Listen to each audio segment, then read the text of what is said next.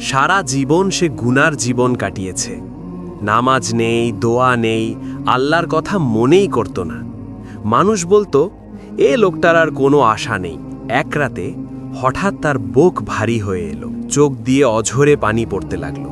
সে বলল, হে আল্লাহ, আমি ভুল করেছি, আমি তোমার দরবারে ফিরে আসতে চাই। সেই কান্নাই তার জীবনের মোড় ঘুরিয়ে দিল। আল্লাহ তার তওবা কবুল করলেন।